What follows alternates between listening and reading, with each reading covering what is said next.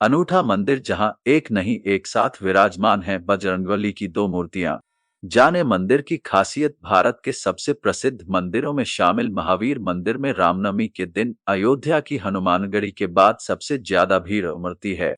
इस साल भी पूरा मंदिर परिसर जय श्री राम के नारे से गूंजायमान है। भगवान हनुमान का ये मंदिर प्राचीन मंदिरों में शामिल है। लेकिन क्या आप जानते हैं, इस मंदिर की खासियत के बारे में बहुत कम ही लोग जानते हैं। इस मंदिर में आकर शीश नवाने से भक्तों की मनोकामना पूर्ति होती है। इस मंदिर को हर दिन लगभग 10 लाख रुपए की राशि का चढ़ावा प्राप्त होती है। इस मंदिर को 1730 ईस्वी में स्वामी बालानंद ने स्थापित किया था। साल 1900 तक ये मंदिर रामानंद संप्रदाय के अधीन था। इस मंदिर का मुख्य द्वार उत्तर दिशा की ओर है और मंदिर के गर्भगृह में भगवान हनुमान की मूर्तियां हैं। इस मंदिर में सभी देवी देवताओं की मूर्तियां स्थापित हैं। यहाँ की एक खास बात यह है कि यहाँ राम सेतु का पत्थर कांच के बर्तन में रखा हुआ है। इस पत्थर का वजन 15 किलो है और यह पत्थर पानी में तैरता रहता है। ये मंदिर बाकी हनुमान मंदिरों से कुछ अलग है क्योंकि यहाँ बजरंग बली की युग्म मूर्तियां एक साथ हैं। एक मूर्ति परित्राणाय साधुनाम अर्थात अच्छे लोगों के कार्य पूर्ण करने वाली है और दूसरी मूर्ति विनाशाय दुष्कृतांबु अर्थात बुरे लोगों की बुराई दूर करने वाली है। यहाँ मंगलवार और शनिवार के दिन सबसे अधिक संख्या में भक्त जुटते हैं। यहाँ हनुमान जी को घी के लड्डू नैवेद्यम का भोग लगाया जाता है, जिसे तिरुपति के कारीगर तैयार करते हैं। हर दिन यहाँ करीब 25,000 लड्डुओं की बिक्री होती है। श्रद्धालुओं को मंदिर तक आने के लिए महिला और पुरुषों की अलग अलग लाइन लगेगी। इसके अलावा जगह जगह पर मेडिकल टीम को भी लगाया गया है। किशोर कुणाल ने बताया कि दूरदराज से आने वाले लोगों को ध्यान में रखकर पटना के अलग अलग रूट पर 13 बसों की व्यवस्था की गई है। मंदिर परिसर समेत आसपास दर्जन भर प्रसाद के काउंटर खोले गए हैं। एक दौर वो भी था जब महावीर मंदिर न तो इतना प्रसिद्ध था और न ही भव्य। पटना जंक्शन के सामने एक विशाल पीपल का पेड़ हुआ करता था, जिसके पास बिहार मिष्ठान भंडार नाम का दुकान था।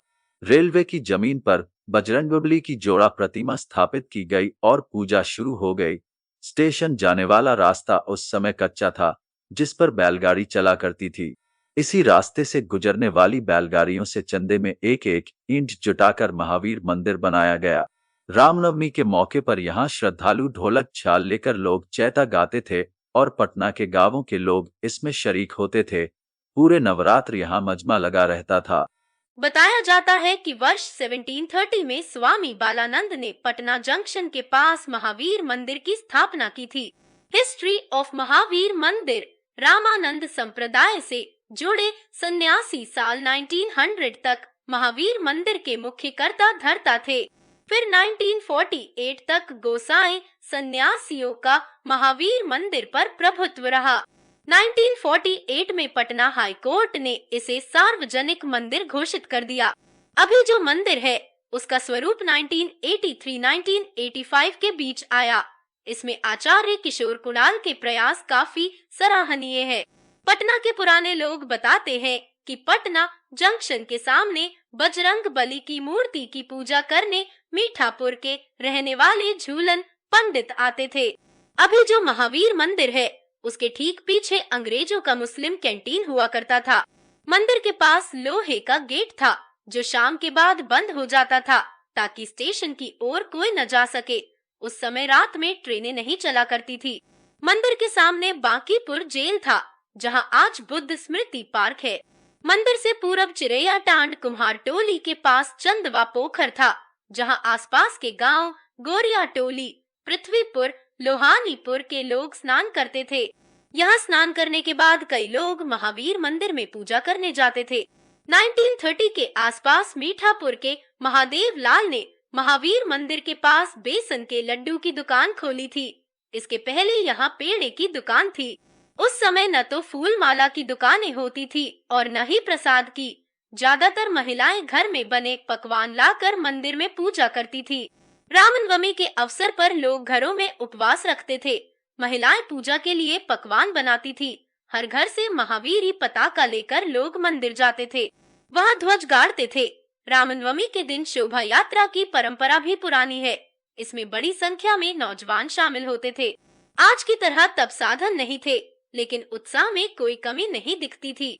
इस मंदिर का मुख्य द्वार उत्तर दिशा की ओर है और मंदिर के गर्भगृह में भगवान हनुमान की मूर्तियां हैं। खास बात यह है कि यहाँ राम सेतु का पत्थर कांच के बर्तन में रखा है।